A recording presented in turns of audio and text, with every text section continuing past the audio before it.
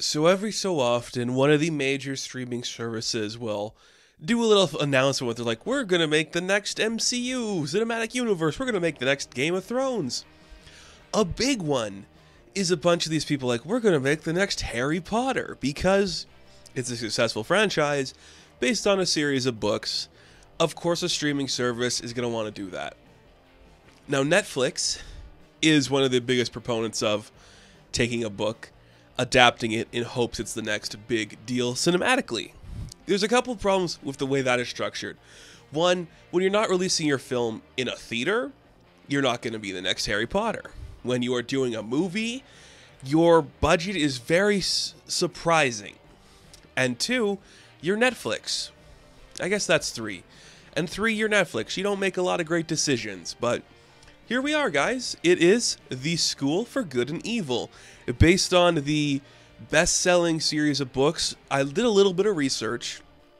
There are 7 books. They premiered in like the mid-2010s, which means this author, and again, it's a YA novel series, pumped out a lot of books in a couple years. As somebody who's a writer, I can't imagine doing that. Like, that is insane, but you have an idea, go for it.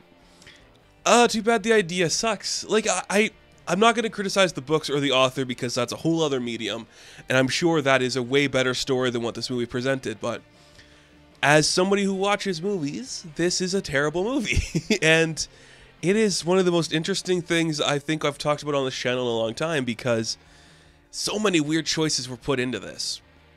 So, The School for Good and Evil, it's kind of like the big deal at Netflix right now. It's been #1 for a long time, except I have heard no buzz about it. There's nobody talking about it on the internet or doing reviews for it in the spheres I'm a part of, which is very interesting because it should be up the alley of a lot of people, because it has that Percy Jackson, Harry Potter, The Descendants type of vibe where it's like, look at these magical kids that come to the school. So here's essentially the premise. There is this school built by these 2 brothers. One was good, one was bad. And you go to the one school for if you're like a good character. So it's very like fairy tales and fables and characters of myth and legend. If you're like an up-and-coming person in that sphere, like there's like the son of Captain Hook, the son of King Arthur, the daughter of the Sheriff of Nottingham. If you're one of those people, then it's like you go to the school, you learn how to fill your role. You go for the school of good, you're like a prince or a princess, you're like a Prince Charming or something. You're going to learn like how to be royalty and be pretty and prim and proper. And if you're a man, you're like a chivalrous knight doing all that stuff. And if you go to the school of evil, you are just a piece of shit. Like you're going to be ugly and use your powers to hurt people. You're a disgusting freak who is irrelevant to the world. Nothing you do matters. Like, okay, why would you teach kids that? And it's a really simple structure of like our 2 leads, they come in, they wreck up shop a little bit, and the whole world learns a lesson, and you're like, okay, yeah, franchise this up, I guess, but it's very stupid. Like, it just sounds stupid. Like, I can understand the Hufflepuff, Gryffindor thing a little bit more. It's like, okay, yeah, so you're separated into like these different houses that more suit your personality. This was just like, oh, you're the son of a piece of shit. We're going to force you into this narrative. And I'm like, that sucks. And that's the lesson of this thing. It's not forced on you. Like, the lesson is just very, like, the non-important part of the story. But it's just a really weird thing that they try to shove in here. So, we have 2 lead characters. We have, what are their names? Sophie and Agatha. And Sophie is this woman who is pretty much the Cinderella story. Wants to be a princess. Lives in poverty.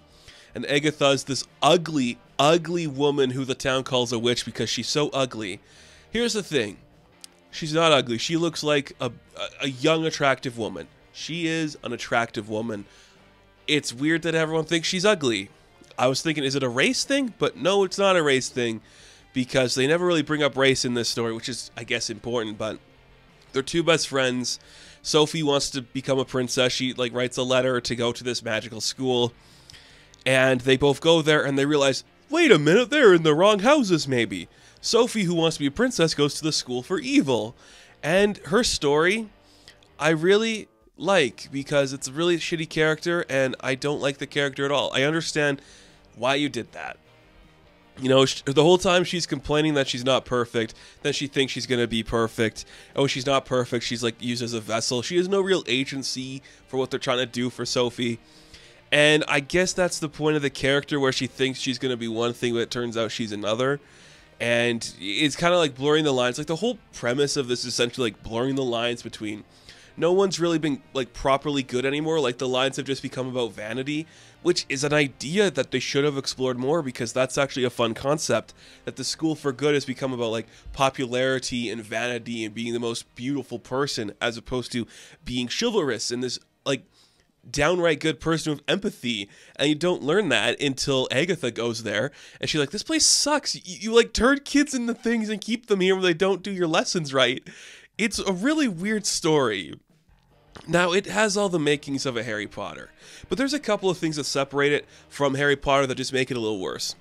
Number one is the acting. It's not a well-acted film. Like, that's not a criticism either, because these are like big roles you have to fill for a movie that is going to be seen by a lot of people. It's hard to cast a net that's going to capture the right actor for it.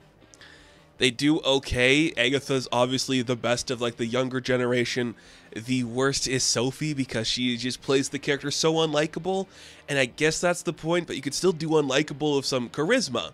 Like Tom Felton, you know, if you're gonna do a Draco, go for it. You know, it actually shows you can act, as opposed to being a whiny bitch all the time. And that is the problem that faces. The other thing too, it's very much like a post-Guardians MCU film, where it's like music cues from today. It's set in like the medieval times, I guess, but then we play Olivia Rodrigo, Britney Spears, Billie Eilish, and I'm like, that's fine, but it's such a like a different, confusing mix of stuff you don't need to tell that story. You're not doing a Bridgerton in that aspect. You're just telling this weird thing where it's like, look how badass it is.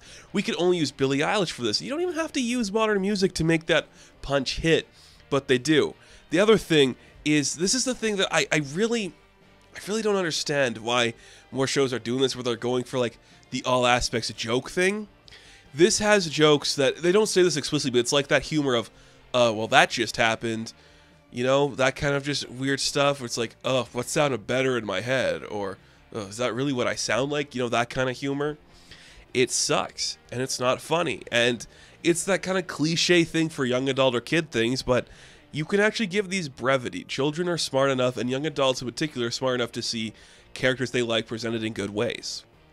But to me, like, the main thing that makes this type of film that we've seen a bunch of lately different from a film in its same genre 10, 20 years prior is that need to be funny. And it doesn't come from like a natural place of jokes, where things like Percy Jackson and Harry Potter had their natural jokes, where it's like, these are jokes based on the scenario with the characters reacting in ways the characters would. It is just everyone either has to have a final line, the scene needs to end on a quip or a one-liner. That is not funny, and that is not how you should end a scene. You should let the story naturally progress. And when that happens all the time, it loses its focus. And none of the characters are genuinely that likable. Like I said, Agatha's the only one who's likable because she calls out the bullshit immediately.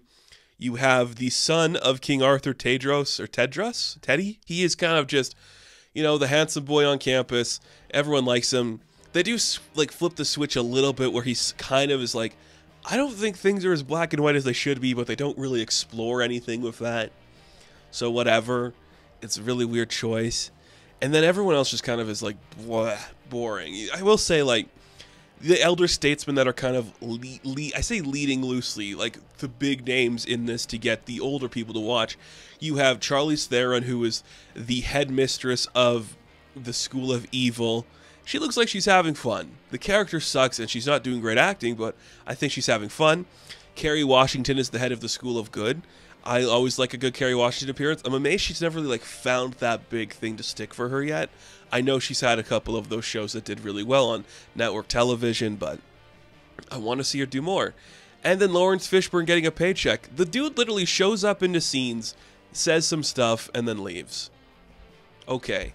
And Cate Blanchett's the Historian, which is just like a big pen that writes the fairy tale of the people. It's a cool concept, but it's kind of lame at the same time. I'm like, yeah, I get it. I don't like when it's like the narrator, people are like, I can hear you narrating. It stops being fun. So that kind of sucked.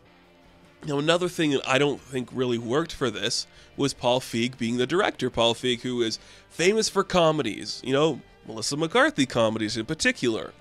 You hear that name, you don't think a Harry Potter level thing. And that's another thing where it's like, you have to get like an elder statesman of like directing to do these. You have to get like a comedy guy to do this kind of big thing. We used to just get like good directors of genre to make these kind of films. And I'm not saying Paul's not a bad director. He's fine. Like, he's made a lot of decent films. But it's such like a stylistic choice where the tone they want this story to tell is not the tone his directing should go for. The stuff where it's like more magical definitely does not feel like his fingerprints, and I think that's where it works better. There's just so many weird choices made in this film, and it leaves you kind of bored. The directing does nothing to inspire you. The set design does really nothing to inspire you. You've seen it before. It's got that really dull gloss that all Netflix production has, and it doesn't invoke like joy. It's got a really shitty script, and it's not even like shitty in a bad way. I'm like, oh yeah, this is a clear script of where we're going and the beats we have to hit to get that sequel made and to tell you a fascinating narrative. It's okay. Now, there are things I do like about this. I really like the werewolf guardsman that plays the piano. That's fun. The werewolves being the guards for the School of Evil. I'm on board. I like the son of Prince Charming just wanting to be a grocery store manager, but I don't think that makes sense considering this film takes place in medieval times. That's a weird choice to make. I like seeing Lawrence Fishburne just show up because get your money, dude. Like, you've earned it. You don't have to work hard anymore. We're going to let you show up in these things and do your stuff. I like the basic concept of deconstructing the myth of the hero. That is a fun idea to explore. The film, however, does nothing with that except vanity is a curse. Okay, maybe show us more. I will say, too, the VFX look decent. Better than some bigger budgeted shows and television and movies I have seen recently. It actually looks great. There's some wonkier stuff at the beginning, but towards the later half, it really finds its footing and it definitely looks better than it should. So that's impressive. It's just a bland nothingness. You have no like real connection to it, even if you're like a person who likes like this YA stuff. And I am mixed on it. I like some of it. I don't like some of it. The generalization of like making this today where it's like the modern songs, the modern jokes, the just weird humor where all the kids have to say a certain thing, act a certain way, you see everything coming from a mile behind you. It isn't fun or it isn't satisfying. It does nothing to inspire like a classic joy to you, and it's just like, okay, yeah, this was Netflix thinking they could do a Harry Potter. You had the wrong actors doing the roles. You focused on like the wrong aspects. You got the wrong director, but this does seem like a compelling concept. I could definitely see why younger audiences would want to read this book.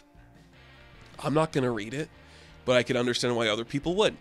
There's people I know in my personal life that like these kind of stories, and if they haven't seen it, I'd definitely recommend or get them a box set of it. Like, hey, this looks like something interesting. I can see the beats here that make a story great, but every basic concept in this film is either dull, doesn't inspire anything of fun, or misses the beat completely.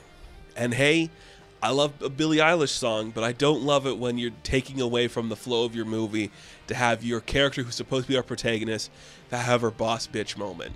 Sophie's a terribly written character in this movie. Maybe she's great in the books, but in this movie, it's rough. It is rough. This is a weird one. Really weird one. And I don't know what else I could say about it. So, The School for Good and Evil, I am going to give a 4 out of 10. Now, thank you guys for watching this review. Be sure to like and subscribe to the channel. As always, you can check me out on Instagram, TikTok, and Twitter. And as always, I will catch you in the next one. Have fun. Stay safe. Good luck.